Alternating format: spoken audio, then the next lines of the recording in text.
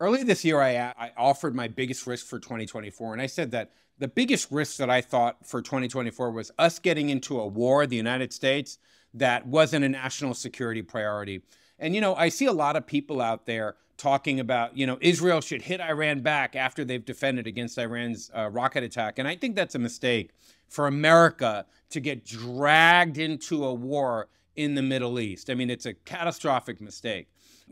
Basically, look, Israel and Iran have been fighting this shadow war for years and years and years. And frankly, Israel, who, by the way, I fully support their need to take out Hamas. There's just no two ways about it. You can't have somebody living right next door to you that wants to kill you and could just come in anytime and kill your people. That's just unacceptable. As bad as it is for the Palestinian people who aren't involved in this, Hamas got to go, period. No doubt about it. Israel has every right to defend themselves. Having said that, where it aligns with U.S. interests is here.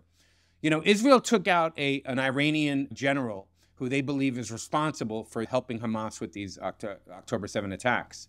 The problem is that when they fired this missile, the Iranian general was in Syria, but at the Iranian consulate. So that's technically Iranian territory. All consulates in every country are considered to be the territory of the country itself.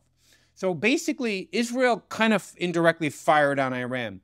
Now, Iran actually telegraphed to everybody that their response, that they were going to fire these missiles. I mean, Iran had to save face.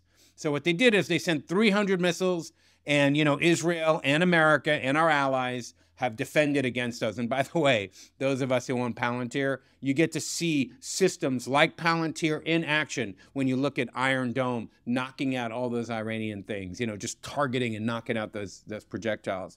But there's a growing call now for Israel to respond again to this attack, to escalate. I think that would be a dramatic mistake. Basically, Israel fired on Iranian soil by hitting the consulate.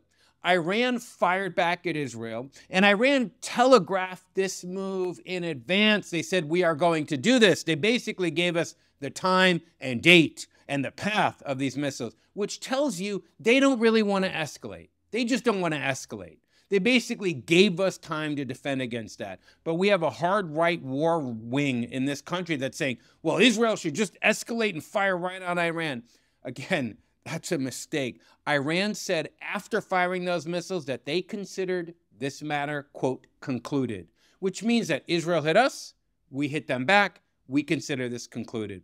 And I think, the pro-war people in this country who are saying, let's go to war, let Israel just attack them, they're not understanding that that could drag us into a really nasty war in that region. And I'm talking about, the kind of war we had in 1991, where Iraq War I, where we had 500,000 troops in Kuwait. In Saudi Arabia. We do not want trouble like that. What we have to do as a country is stay focused on protecting our border, stay focused on rejuvenating our own country, and, also make smart, high return on investment bets where we can, like funding Ukraine's a no-brainer, really, because it doesn't really cost us much, and the result is that the third largest or most powerful military in the world gets taken out, Russia, which is great for us. And certainly China and Taiwan. Taiwan is where we get all our semiconductors, our AI chips. We have to make sure that we are ready for any shenanigans that China tries to pull over there. So to answer all your questions on that, I do not think Israel should escalate any further. I hope that this war, this ongoing war between Iran and Israel, stays in the shadows for now, recedes and goes back. That is in the United States' best interest, in my view.